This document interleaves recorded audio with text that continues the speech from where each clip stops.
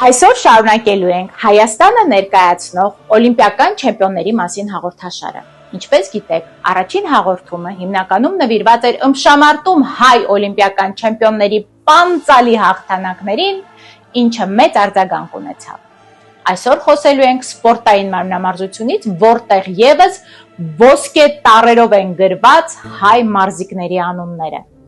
Հաղորդումը դիտեք մինչև վերջ, ձեզ նոր բացահայտումներ են սպասվում։ Բարև ձեզ, դուք Վարդուհի Սարգսյանի հետ եք։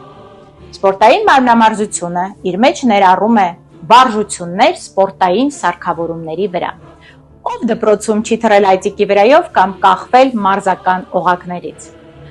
Մարմնամարզություն տերմինը առաջացել է հին Հունաստանում, մշակույթի ծաղկման ժամանակաշրջանում մեր թվարկությունից առաջ 8-րդ դար։ Չինաստանում, Հնդկաստանում մարմնամարզական վարժությունները հիմնականում ունեին բուժական նշանակություն։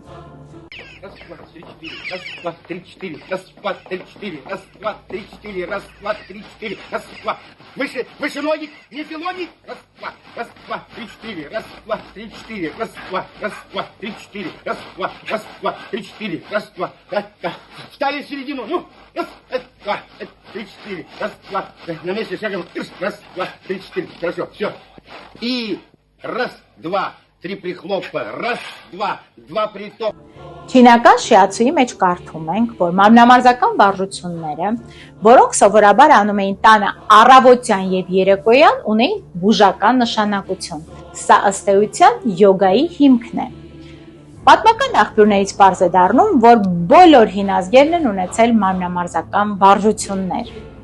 Լայն տարածում է միշտ ունեցել յոգան, որի արմատները գնում են շատ հին ժամանակներ։ Եգիպտացիների, ասորիների, պարսիկների մոտ այս վարժությունները միշտ ներառված են եղել երեխաների դաստիարակության համակարգում, որը միջոց է եղել նրանց մասնակցությանը օլիմպիական խաղերին։ Հին աշխարհի պատմության մեջ հիշատակվում է, որ Տիգրան Մեծի օրոք է տարածում ստացել մարմնամարզությունը։ Սրանով հիմնականում զբաղվում են երիտասարդները։ Ստրաբոնի մոտ կարդում ենք, որ մեծ հայքում չկային գլադիատորական պայքարներ, բայց շատ ընդունված էին ընկերական մրցումները մարմնամարզություն սպորտաձևի միջոցով։ Մեր ազգը դեռ են գլխից է խաղաղասեր եղել։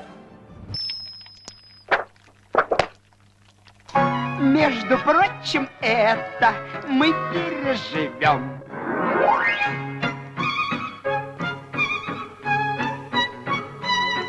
Прости нас, Леопольд. Прости, Леопольдушка. Ребята, давайте жить дружно. Միշտ խրախուսվել են սպորտային պայքարները։ Տիգրան Մեծի օրոք մարմնամարզական վարժություններն ու մրցումները կատարվել են գետերի ափին՝ Արաքս, Ախուրյան, Եփրատ, Տիգրիս։ Այսօր Երևանի կենտրոնում Հրազդան գետի ափին։ Մեր ժողովուրդը հատուկ ուշադրություն է դարձրել երեխաների առողջ ֆիզիկական զարգացմանը, որի անբաժան մասն են եղել մարմնամարզական վարժությունները։ Եթե նկատել եք Գեղարդի տաճարում ժայռերի մեջ այսօր էլ պահպանված են խորշեր, որոնք նախատեսված էին ձեռքերով բռնվելու եւ վարժություններ կատարելու համար։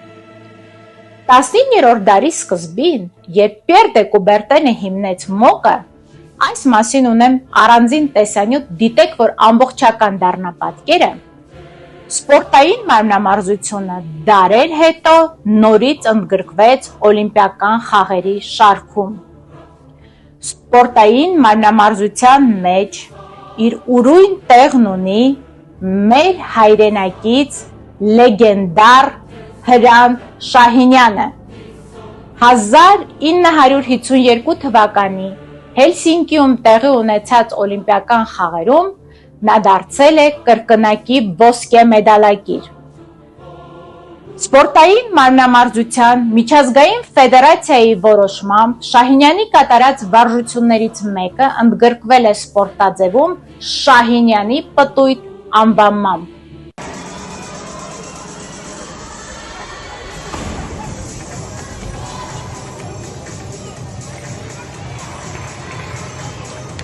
Опорный прыжок выполнил Егор Шаранков, Республика Беларусь.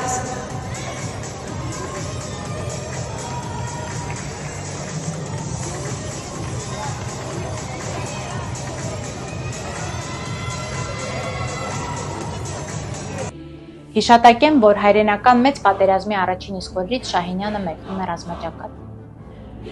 1943 թվականին վիրավորվում ոտքից, թվում է թե պիտի հրաժեշտ տար սպորտին, բայց ցուցաբերելով հզոր կամք, մարդկային ուժ, նա ոչ միայն կարողանում է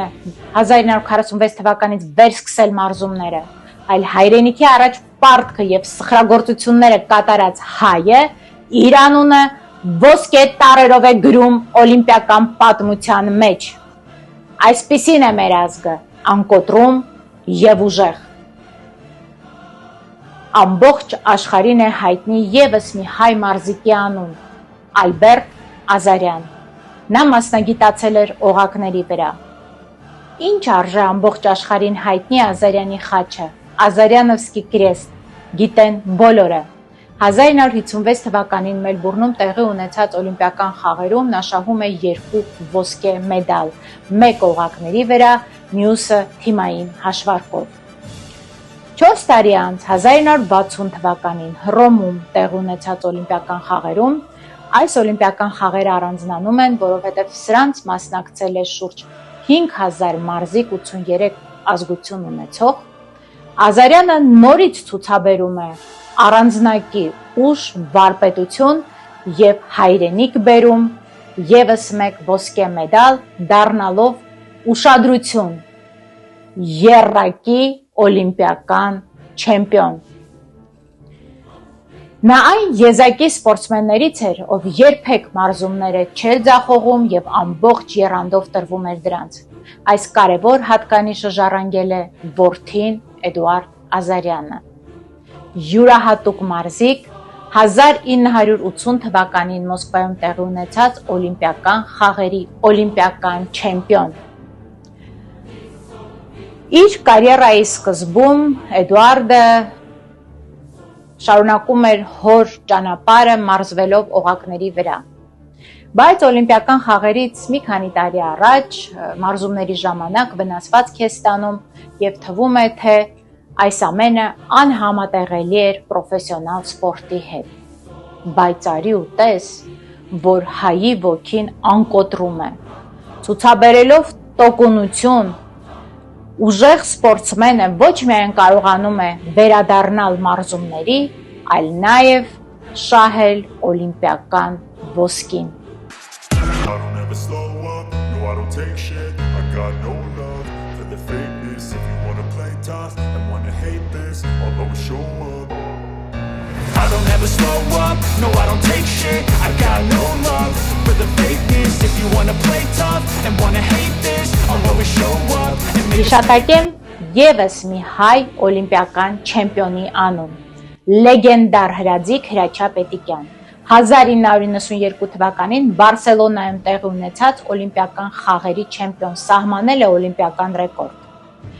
Բարսելոնայում տեղի ունեցած այս խաղերը բեկումնային էին Հայաստանի համար։ Այս խաղերին մասնակցել է 5 հայ մարզիկ, որոնցից 4-ը վերադարձել են Հայաստան օլիմպիական չեմպիոնների կարգավիճակով։ Այս տարիները համընկան հայտնի 90-ական թվականների հետ։ Մենք բռնել էինք անկախության ճանապարհը ու ամբողջ մի ազգ հաղթահարում էր բոլոր դժվարությունները։ Չունեինք հոսանք, գազ, ցուրտ ձմեռներ, բնակարաններում վառարաններ, բայց մեջք-մեջքի, ձեռք-ձեռքի տված ազգ։ Հոսանք չունեինք անգամ, որ հեռուստացույցով կարողանայինք այս օլիմպիական խաղերը դիտել, բայց հայ ազգը անկոտրում ոգով կանգնած էր մարզիկների կողքին ու միշտ բարձր ենք պահում նրանց անունը։ Հետևեք մեր հաղորդումներին, որտեղ կանդրադառնանք բոլոր հայ օլիմպիական չեմպիոններին, բարձր պահելով հայ ազգի հերոսների անունները։ Անպայման բաժանորդագրվեք, լայքեք, կհանդիպենք։